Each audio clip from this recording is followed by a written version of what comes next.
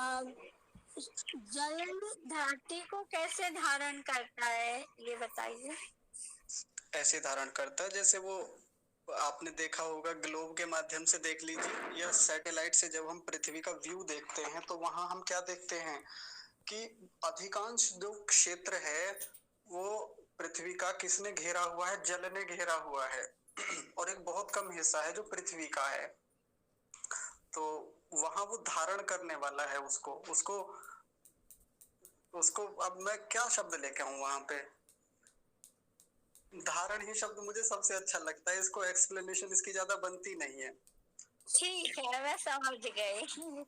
अब बाकी चीजों में भी देख लीजिए, जो पृथ्वी से जितने तत्व बने हैं, अब मैं तत्वतः बात कर रहा हूँ जिसको दर्शन बात करता है, जो जो पदार्थ पृथ्वी से बने हैं, पृथ्वी वाली ये पृथ्वी नहीं जिसपे हम रहते हैं, वो मूल पृथ्वी जो मूलतः तत्व है जो पंच महाभूतों में आता है, वो जहां जहां भी वो पृथ्वी तत्व विद्यमान है वहां वहां वो जल भी विद्यमान है। जैसे वृक्ष को ले लीजिए, वृक्ष का तना है तो वृक्ष का तना पृथ्वी से बना, पृथ्वी तत्व से बना, और उस पृथ्वी के तने, उस वृक्ष के तने के बनने में, उसके आगे बढ़ने में, उसमें जल की भी एक बड़ी भूमिका है उसके विकास में। तो ऐसे करके धारण करता है उसको उसको उसको जीवन देता है, ऐसा समझ लीजिए। तो आप कहीं भी अप्लाई करके देख लीजिए, अब आपको जल हर जगह दिखेगा फिर।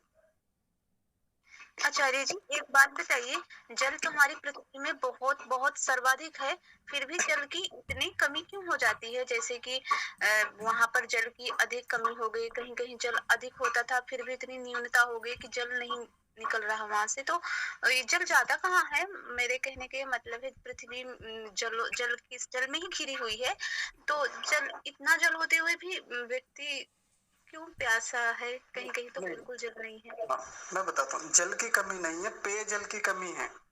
जल तो बहुत है और जल तो कभी समाप्त भी नहीं होता। जल एक रूप से दूसरे रूप में बदल जाता है, बस जल समाप्त कभी नहीं होता। हाँ, जब ये कहा जाता है ना कि जल बड़ा कम हो रहा है, जल की रक्षा कीजिए, जल को बचाइए, तो किस जल को बचाइए? पेय जल को, जो पीने योग्य जल है। बाकी तो जल तो कभी समाप्त शायद होगा भी नहीं जब तक ये सृष्टि रहेगी। अब वो जाता कहाँ है? तो वो बहुत सारे रूपों में इधर उधर बंटता चला जाता है। जो हमारी नीचे जो भूतल में जो जल रहता है, भूमिगत जल जो है जिसको हम पीने के लिए प्रयोग में लाते हैं, वो जल वहां से निकाल रहे हैं हम उसको, तो वो वाष्प के माध्यम से या अन्य माध्यमों से, नदियों के माध्यम से कहाँ जा रहा है? समुद्रों में जा रहा है। और समुद्रों में जाके तो फिर जल की एक अलग स्थिति बन जाती है ना, जिसको हम पी भी नहीं सकते। हाँ, ये एक अलग बात है कि फिर समुद्रों में से वाष्प बनती है और वो वाष्प फिर से बादल के रूप में आती है और फिर यहाँ स्थलों में आके वो वर्षा करती है और फिर वो पेयजल बन जाता है, फिर वो नदियों में आता है, या वो पहाड़ों पर पहुंच जाए तो वहां बर्फ बनता है, पिघल के फिर नदियों के रूप में आता है, या भूमिगत जल का हिस्सा बनता है, फिर पीने के लिए निकाल लेते हैं। तो जल तो कभी समाप्त होने वाली वस्तु है भी नहीं। बस ये एक अलग बात है कि जब बहुत ज्यादा दोहन होता है, बहुत ज्यादा निकाला जाता है नीचे से, तो नीचे से तो समाप्त होना ही है। अब वहां से निकल के वो समुद्रों में पहुंचता है। हमारी ये गलत धारणा ये है, हमने भूगोल को गलत तरीके से पढ़ा हुआ है। हमें ये बताया गया है कि जहां हम रह रहे हैं, जिस पर ये धरा जो है ऊपर, ये जो भूमि है, इसके नीचे समुद्र है।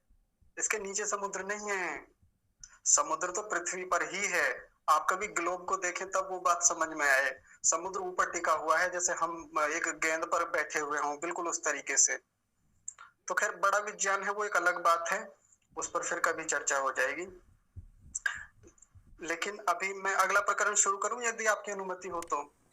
भैया बाकी है। हाँ जी, हाँ जी, बताइए। भैया मैं है ना, अभी आपने जो मीरा बहन को बताया ना, कल मुझे भी ये चिंतन आया था।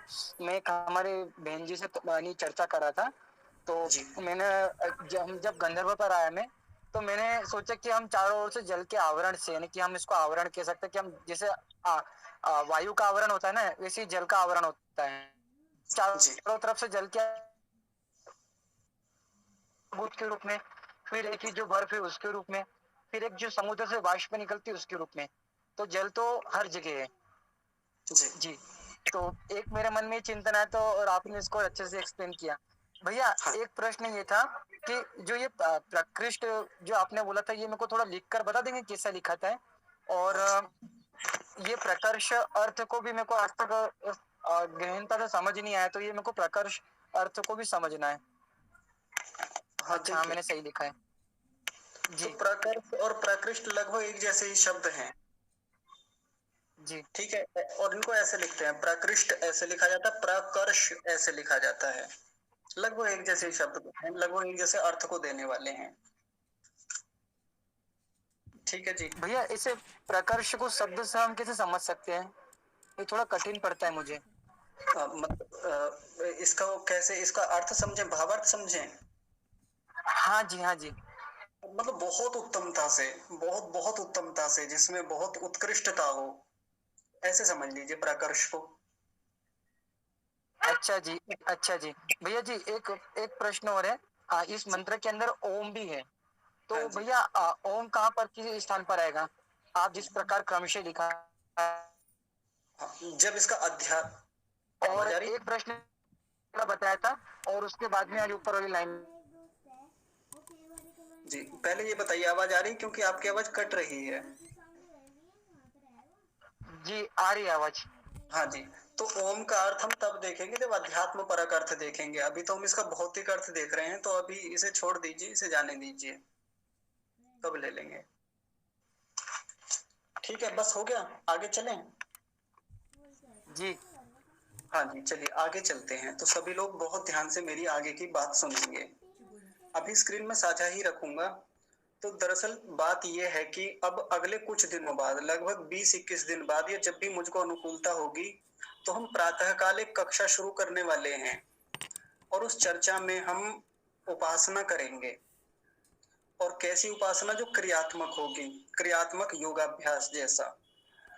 और वो उसका प्रतिफल होगा जो हमने कक्षा में इतने दिनों से समय लगाया है, जब हमने ईश्वर विषय को बहुत विस्तार से समझा है, जब हमने संध्या के मंत्रों के व्यापक और गहन अर्थों को यहाँ शब्दों में समझा है। शब्दों में मैंने आपको उसको समझाने का बहुत वृहद प्रयास किया है।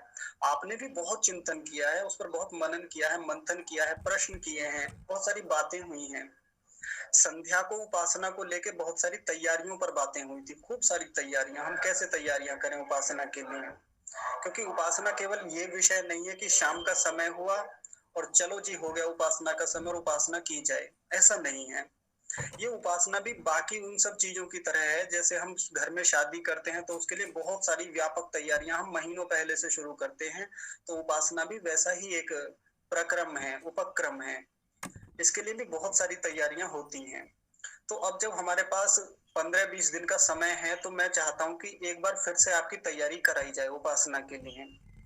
क्योंकि यदि हम सीधे सीधे जाके उपासना करेंगे, तैयारियां कुछ होंगी नहीं, हमारे पास वो मटेरियल नहीं होगा, वो संसाधन नहीं होंगे, वो उपकरण नहीं होंगे, तो फिर आप स्पष्ट समझिए कि उपासना बिल्कुल नहीं कर सकते।